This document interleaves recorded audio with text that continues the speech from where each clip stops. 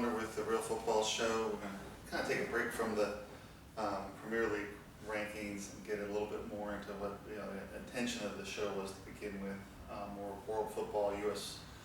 football, how to make U.S. soccer better, that type of thing. My son Noah, who was on the show at the beginning, is now over in Germany. He went to Spain, now he's over in Germany. He had a program at Schalke 04 and Gelsenkirchen, I think I'm roughly pronouncing that correctly. His team is actually going to be heading to the U.S. men's national team game versus Japan tomorrow. That game will be on 7:26 Central Time, which would make it 2:26 in the afternoon in Germany. The whole team's going there. At Weston McKinney, who used to play for Schalke, actually was on campus this week. A couple of players, actually one of the players who's from San Antonio, got to meet him. There's a lot of stuff on his Instagram page, Orlando Cepeda. And then Noah said he was able to actually just say hi. He was on the way to coaching some of the youth over there, so he didn't get to hang out with them as much. But it kind of gets into it. One, I was just watching a video on a youth soccer site on Facebook with Alex Ferguson, one of the greatest football coaches of all time. And what he was saying, and I think there is a little bit of validity to it, is in England, a lot of his players came from disadvantaged backgrounds, whether the parents were more working class or just the situation they were in was working class or whatever. And I think we have that here in the U.S. to some degree, but typically those players, those athletes end up in football and basketball and American football. And with that, obviously, that's a way of getting out of that situation. And I don't know if maybe because the real football, soccer is not, in the U.S. is not seen that way sometimes, which is a shame because when you look at it, it can be played.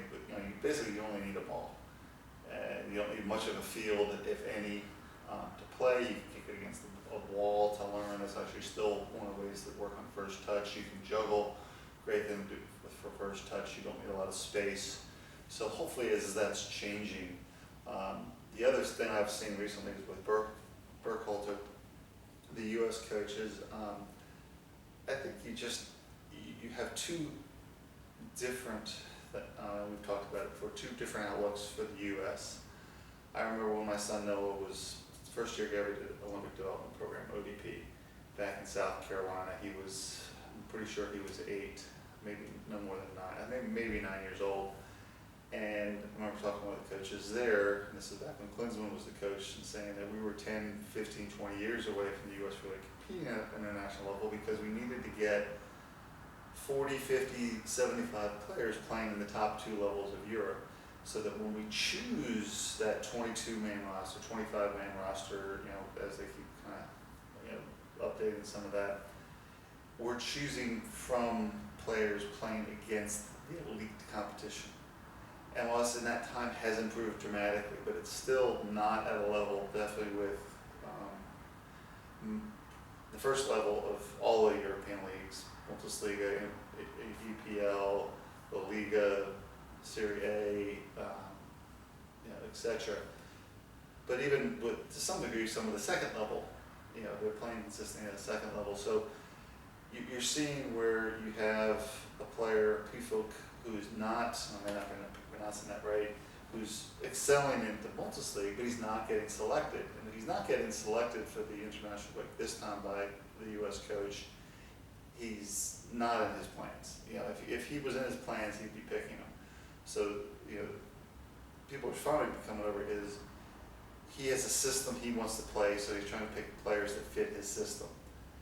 And again, everyone is entitled to the opinion. I think as a whole, people that are pro-MLS want what's best for the U.S. men's national team. I think the people that are more pro-European players want what's best. I don't think it's an ugliness or anything like that. I just think there's that they see that a certain way.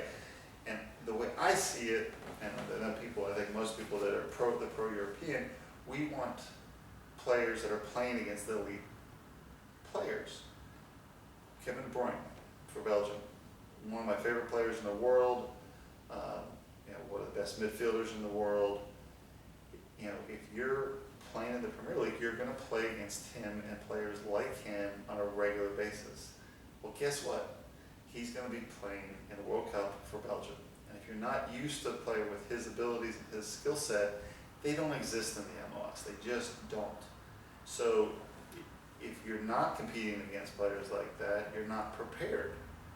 And I think it's one thing when you're Manchester City and you have Pep, and Arsenal when you have Arteta, and Chelsea now, with their new coach, Graham Potter, is because this is where they spend most of their time, money and everything, whether resources, whatever.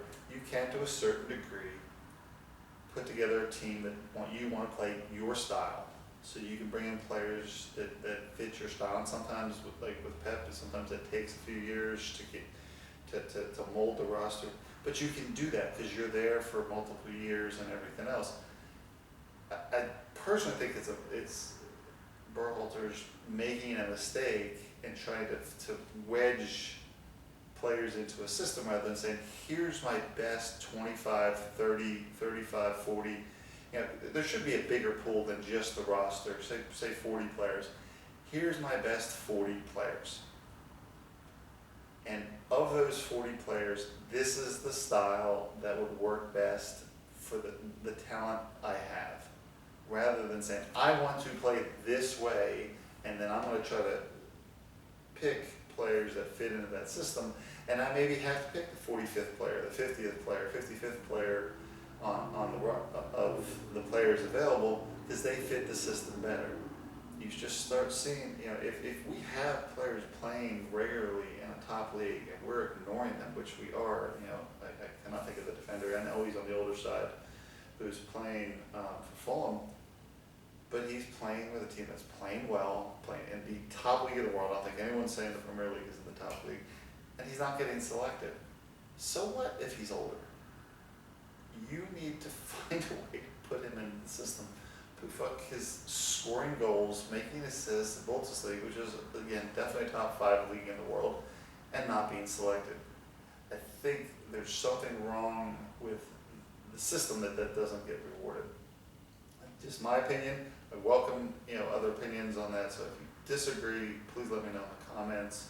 My son's on a team.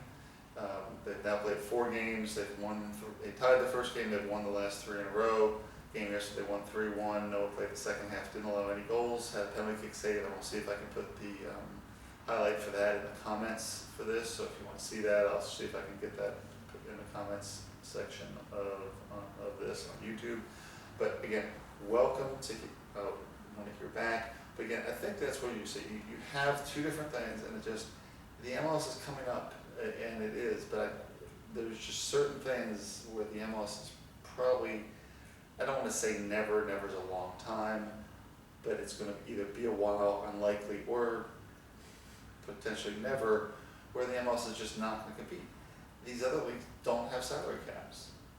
And I know we have the designated players, but 3 players per team, especially when the vast majority of these teams really aren't going to put huge money into those players, you're not going to end up, if you're an elite player, you're not going to end up in an elite team here. Because again, even if they put big money into those 3 players, you need a lot more than 3 players to put on a football field. So you're just not going to see an elite team out there. So again, back to me, I'd rather see us having 40, 50, 75 players playing in Europe, and the vast majority, if we're say a 25-man roster, 18 to 20 of them, to me, should be coming from the European leagues, and then the rest 5 to 7 or so should be coming from MLS. My opinion, everyone's entitled to one, but again, that's just my thought process. Let me know. Again, hopefully you can get up early, watch the U.S. Play Japan in Dusseldorf, Germany tomorrow. Again, 7:26 Central Time, which would be 8:26 Eastern Time if I have anybody watching there. Enjoy the game and entitled opinion, and enjoy the international window that we're in now and the games here, and looking forward to Premier League being back in a few weeks, a couple weeks, sorry. Have a great weekend. Thanks. Rob Gillenberg with The Real Football Show.